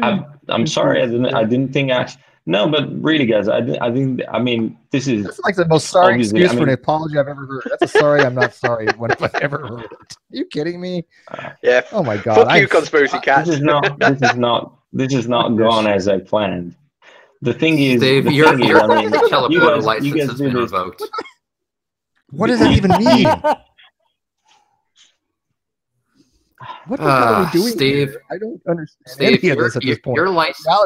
Your license to use that teleporter has been revoked, just so you know. God, you don't know the damage you've done between Reg and I, man. He's not going to touch me like he used to touch me. Fuck. Those were sweet times. I will say that if you're going to continue to do the whole Poe thing, you have to make it a bit more obvious to be a Poe. Like take a look at Flat Out. Flat Out is a Poe in the whole Flat Earther thing, but he makes it painfully obvious. Okay, and it's funny. So you know what the real turn of events would have been if KRO was actually Kyle. No. Yes. Thank you, Kyle, for showing up. We appreciate it. Go back to your vacation, Kyle, and have fun with your boyfriend. Thank you for joining us. But anyways, can you bring back Black Label Cop Watch in here and say goodbye to KRO, please? The person I feel the most sorry for, though, is Godless, though. So, I actually feel really sorry for Godless and all of this. I mean, listen, you don't understand this, but the dude actually has back problems. He had to lug his gigantic penis out of bed in order to make it to that chair to do the show. And now he's going to basically throw his back out, getting back to his bed because he has to lug that huge member around. Dude, seriously. I know, he has to let us know when he has to use the restroom. He's like, dude, I need a few minutes. I've got to lift this whole thing up, go to the bathroom, bring it back. It's like a 5-step process for him. I mean, that's why I got a cart, guys. I mean, I just have a cart with me everywhere. I will get to the super chats here in eventual time here, but Black Label, do you see what the fuckery we have to deal with? You got your own fuckery to deal with, but this is our burden to bear. Can I just ask, like, what the fuck is a PO? Because I'm brand new to all this this fuckery shit. I love you. I don't want to tell you. I don't want to. But I am. I guess we have to tell him, John. Well, yeah. So a PO relates to the Edgar Allan Poe, and it's basically when somebody pretends to be something they're not. And they're doing it either being serious or being comedic or something like that. They try to act like a position that they don't actually have. Gotcha. Okay, that makes sense. It's not easy. Actually, no, it wasn't for Poe's law. Wasn't from Edgar Allan Poe. It was actually from Nathan Poe. Nathan Poe was on some Christian forum nets, and he actually just made a comment, something along the lines of, yeah. There was actually back in like 2000 something. And he made a comment on one of the Christian forums saying that somebody it's hard to distinguish between, or it's impossible to distinguish between somebody who's faking it and who actually believes it because it's the extent of the dumb fuckery, right? And that was just taken from was it a Usenet group or a Christian forum group? But that was where Prozok came from. Nathan Poe was his name, yeah. I always thought that it was. Sorry, go ahead. No, I was gonna say the moment when you guys when you guys asked him a question, he said it was late. That's when I typed in the chat. I was like, "It's a knockout. The game's over." It's like, oh my god, what the hell? You could tell. You could tell he was running. His cogs weren't turning. Right. This is one of the things for like a Poe. They don't think as fast as a person who actually believes it. Right. And the cogs were just not churning to try to come up with dumb fuckery answers. And so. Well, yeah, okay. So to defend myself a little bit, like I mean, I've been on the internet for a while, and I first heard about Poes when I was on Facebook and whatnot, and I heard the name Poe, like Poe and whatnot, and I had seen memes that used Edgar Allan Poe, and so I mean, I guess I just assumed that it came from the writer Edgar Allan Poe, because that's the only Poe that I know. I only know the actual writer Poe. No, that makes sense, right? But they used his image, but it actually came from Nathan Poe back in the 2005. Okay, that's good to know. Like I like being more informed on these particular things. I thought I actually thought Poe was just. That's all I say. Hang on, I thought Poe was just short for poser. No, see, I'm not the only one. Guy's name was Nathan Poe. That was his name. That's why it's called Poe's Law. It was named after Nathan Poe. Okay, whatever. Fuck if I know. You got Google, fuckers. All I know is that the internet has a certain language, and I have learned said language. Google here. When you don't know, do your Google foo, right? But anyways, Black Label Poe is basically somebody who is indistinguishable between somebody who is that fucking stupid and somebody who's acting that fucking stupid in a nutshell, because you really can't tell the difference half the time, because people say things so goddamn outrageous and outlandish where you're looking at them going, this guy's got to be fucking with me here. He can't actually be this goddamn retarded, and yet use it in a non kind of way. Hang on. Like, no offense to disabled people. For this one, I have to ask. What's he called? Black Label. Mm-hmm. All right. So my question to you is, why do you hate Cops so much? It's such a fascinating show. I mean, I can watch it and I see drunk people acting like shitheads and getting beat up and tasered for it. It's a great show. What do you have against Cops, my friend? What is it? All right. So do you want to know why I got into it, or do you want to know if I actually hate Cops? Because I don't hate Cops. In fact, I do believe that they have a purpose. You like the show, Black Label? This show? No. He's talking about the show. No. Reds is a bit of an asshole. Show Cops. Yeah, Reds is an asshole. You have to read. You have to read into interpreting his assholes. I thought he was talking about my show. Okay, well, the show Cops. Yeah, I could tell you right now, the show Cops is ridiculous. There's so many violations that go on there, and it's all just for just to me, sometimes I think it's all planned and you know, staged, but there's just so many violations of people's rights in that show, big time. I'm just surprised it's still on the air, honestly. What about live PD? Is that any better? Live PD is pretty much the same thing. It's just a bunch of glorified cops running around with a camera and trying to, you know, show everybody that that it's okay to do what they're doing. So it's almost like brainwashing if you think about it. It's just trying to get everybody prepared for the norm that they want. This is what their norm is, and you need to just kind of conform to that.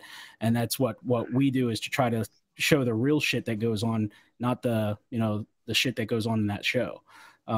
So that's my opinion. All right. So what's the so basically your whole thing here on YouTube? I'm sorry that I'm trying not to be an asshole here, but I don't know who you are. So all I heard was cops. You not being an asshole is a logical impossibility. So let's clarify that. We get that. But before we go over any further, Conspiracy Cats, if you've got a jet, because we know it's late for you and we're sorry for wasting your time, please don't feel like you have to, you know, like stick around. Although we love having you, but we know that you probably need to get sleep at some point because it's late for you. Probably up to you. Yeah, it is knocking on 3 o'clock in the morning here. So what I'll do is I'll go off to bed, but I'll listen to this and I'll join the people in the comment section. Okay. We love you, Conspiracy Cats, and the most not. Sorry, just wanted to say, sorry, Conspiracy Cats, for keeping you up. And actually, the plan was not to piss you off. I hope you weren't pissed off. The plan was just to still here? Put up some dumpster fire and that. Nothing. Are you gonna say you're sorry or fuck off? What? All right, I'm sorry, and I'll fuck off. Okay. Thank you for wasting our time. I'm gonna go watch it in bed. Yeah. All right. All right. So Steve, got you your have some question. super chats to get to. Yeah, let Reds ask his quick question, and while I'm looking up these super chats, I'm getting them right now. Cool. Okay. Reds, ask your question because you're such an asshole. Okay, so your entire thing on YouTube is, I guess, pointing at how cops are doing wrong. Is that correct? And if so, why? Exactly. That's basically the premise of the whole show, is to show some of the things that are happening out in the world, whether it's very few times where you see cops doing good things, and then most of the time it's where they're actually violating people's First Amendment rights or Fourth Amendment. Mainly is more of a commentary of my personal opinions about what's going on. If a police officer is violating, you know, certain statutes, certain codes, then we're going to expose that, and we want to show the world that stuff happens, that you have rights that should not be violated. And a lot of the times they end up finding out that they're wrong, and they end up finding themselves on YouTube and getting reprimanded by their police departments because they did something wrong. So mainly the show is about educating the public about their rights, about what they can do when they're in a situation when dealing with police, and then also to show that there are certain government agencies and certain police agencies that don't have the right to just ask for your ID just because you're doing something that we would consider legal and they would consider out of the norm. So that's what we do. All right. It sounds boring, but it gets really. Have you really watched exciting. this stuff, Reds? Have you watched? Never. I mean, do you follow any of the auditor stuff? Because I gotta tell you, it's like crack to me. I mean, if you look at like the Non-Sequitur Show history, 90% of it is Kyle and I watching auditor videos. And let me tell you about a specific individual that's in the community now that's dealing with some bullshit. It goes by the name of Eric Brandt, and he was just arrested just recently and he's now serving 90 days in jail for just sidewalk chalk. He wrote down "fuck the cops" on the sidewalk using chalk, which could be washed away by rain. Meanwhile, you have the same police officer who arrested him for the sidewalk chalk gets arrested himself for raping a woman and gets 90 days in jail for raping a woman. So that's the kind of stories that we tell on our channels to kind of make the public aware of what's going on, and we want that justice, because it's, you know, and he's not even exaggerating. And let's be clear, it wasn't just rape; it was custodial rape. This officer had in custody a female person he was driving home who was intoxicated, stopped, raped her. He was convicted, got 90 days in jail, and yet the person who got convicted for writing on the sidewalk, "Fuck the cops" with chalk, also got 90 days. That's the mindset of this county, that those somehow are worth the same amount of penalty. So I mean, how do you even begin to wrap your head around that? Yeah. So when we expose those kind of things, we go deeper into those situations. We find anybody who's associated with that particular police officer or that organization, and we dig deeper and deeper. We end up finding more information. I think the best thing for him, Steve, to really look into is the whole Leon Valley. Leon Valley is like the epicenter of what. That's the quintessential thing. Yeah. So that's a perfect example for him to look into, is the Leon Valley situation. Yeah, I agree. We're going to get to the super chats, and we're going to leave Leon Valley and some other stuff for maybe a future episode. We're going to have you back on anytime you can come on. Maybe next week or something. I think we have a day or two open, but you're contingent to your time schedule. But we also have James Freeman coming on to talk to, I believe, Law and Smoke and a few other things that we're trying to arrange. I know News Now Houston said he would come on, but he hasn't been back in touch with us. So if you can get a hold of him again, we'd love to have him on. He's one of my favorite auditors. I love the way he does it. Colorado Donkey Watch, I wouldn't be watching some of your stuff because I'm not familiar with, I don't think, yours, but I might be. Again, I watch so many that half the time I don't even pay attention to the name. I'm just going, oh my God, what the hell is going on here? But anyways, let's get to these super chats so we can all go the fuck home tonight. Yeah, 7, £2 to spend at Walmart. I don't know if I want to shop at Walmart now. Steven Steen, $3. CC's bald head looks like a thought bubble for GE. That's good. That's really good, actually. Dim Sum, $5. The problem with cops is they never say a cop did a bad job. Yeah, and the reason for that is that if a cop will acknowledge that another cop didn't do something right, they get shat on for it incessantly. There's been times where I've watched a video where there was one good cop that when the bad cops came around, he just kind of piped down. And it was because he knows that if he caused a scene, or if he said, hey, you guys, you can't be doing this, you're violating the rights, he's going to get shit on, right? And I've seen that frequently, so it's unfortunate. Chris Kelling, $5. I never knew how earthquakes propagated. Here's some money for teaching me something tonight. Well, you're very welcome. That was more Conspiracy Catz teaching that. But yeah, the whole PNS wave things are fascinating, how one travels faster than the other, the primary and second waves. And what's funny is when we use PNS waves from nuclear weapons, we can actually detect that it's actually a nuclear weapon rather than an earthquake. And one of the ways they do that is because it's a very distinct signature with the PNS wave as compared to a earthquake. So when they say, well, how do we know that the North Korea is testing an underground nuke? Because of the seismic waves that it produces. Are very, very much like a fingerprint. Sparky Chapstick, $2. What's that, Reds? You don't agree? Think I'm wrong? No. I agree with everything you said. I was where you live. I just want to when I have an opportunity, I would like to respond to something in the chat. Okay, well, we're gonna bust through these, and it's all yours, and we can go home. Sparky, $2. This Flurfer is an idiot. Ding. Annie Poe. By the way, don't let people know if it was Poe. We're going to do put in the video thing, Poe or not Poe or something. Actually, you know what? Fuck it, whatever. give your opinion in the chat about this guy. I should be in the comments after it's uploaded.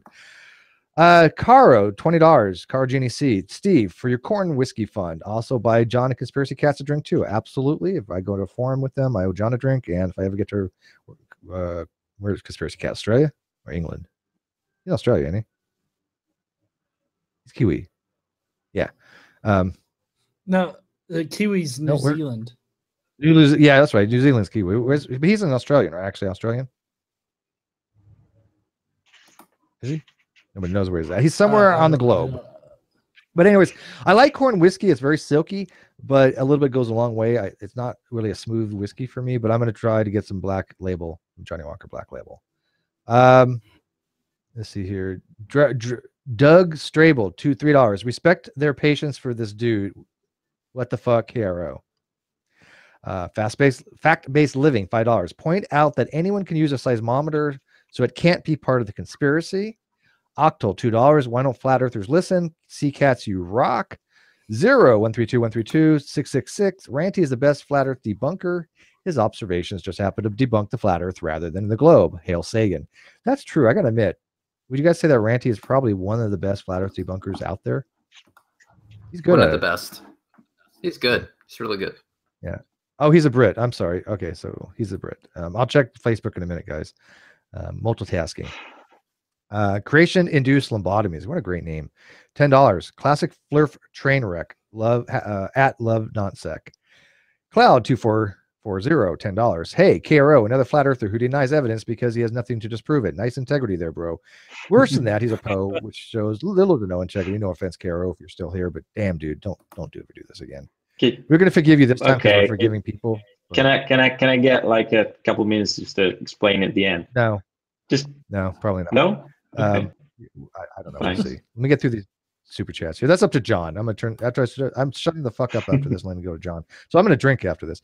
Arlo, $5. This guy's way over his head. Jason Snyder, $5. What size does KRO think the sphere would have to be? Well, you wouldn't be able to detect the curve. Steven Stein, $2. Steve's Atheist, changed my mind. 1/2 of Twitter. Harry Pothead, $5. When you fail to understand that you fail to understand, flat is how you start to see the land. Poetic. Amanda Garcia, $2. Why in the Arctic is 24-hour darkness right now? The earth is round. Hulu S89, Sikkim Red for $2. Mr. Unite for the children. Hey, bud, $2. $2 to buy a basic science book for KRO. It's start at the level for most flat earthers. Yeah. Chuck, $2. Thank you. No message. Zero again. $2. A bunch of bells. Thank you. Caitlin Chloe, $5. We need to get CC back on here with a serious flat earther. He's brilliant. Oh, count on it. Yeah, come on. Of course we're gonna get CC back. He's one of the best. I mean, he's learned under the tutelage of Rid's rhetoric. So yeah. And by the way, that tutelage is a reference to something else. Steven Stein, $5. CC lost the debate because a Poe worse than he lost against his debates with Sideman Dan. And another one for $2 from Steven Stein. Steve's an atheist, changed my mind. 1/2 of Twitter. Let me update this. Let me see if there's any more. And that's it. So there you go. I'm going to mute, turn this over to John. You guys figure it out. I'm out. Okay, so KRO, you wanted to try to explain something. I'll give you a few minutes to try to explain something. No, I just want to say, I mean, actually, I love the show, guys, and I didn't expect that you would take it this bad, to be honest. I mean, I recently I read that you basically had some problems finding flat earthers because, to be honest, you do a pretty amazing job at shutting them down every time, and so yeah, just what I did, I said, okay, let's give them a flat earther, and the reason I did this is this, and also because I mean, I find that really these people don't have any valid argument, and all they come up across is either trolls or really, really dumb fucks. And just to make it clear, I'm actually probably a really, really, really shill, NASA shill or something like that, because I work in satellite communications. So I've actually got a background in this kind of stuff. And if anything, I really didn't want to piss you off in any way, and no, honestly, no disrespect to Catz whatsoever. And I just thought that because you do this show on the on the Saturday nights, that would be cool. Actually, just putting out a dumpster fire, getting some basically having people have fun and things like that. So really, no harm meant. And yeah, actually, I've been following you for a while. I'll probably send a couple of super chats at some point. But if anything, because I just want to make clear that I didn't mean any harm. And yeah, I've seen some of the people that came out, like the British guy, what's he called, Edge Elite Dave, and some of them talk about like that satellites and GPS don't exist and all that stuff. And you've done an amazing job, and I just. If anything, I just felt that in some parts, maybe there were some bits about how GPS works and so on that I could have talked about it, but that wasn't a. I mean, I'm babbling a bit now because I just didn't expect this to be taken that badly. That's it.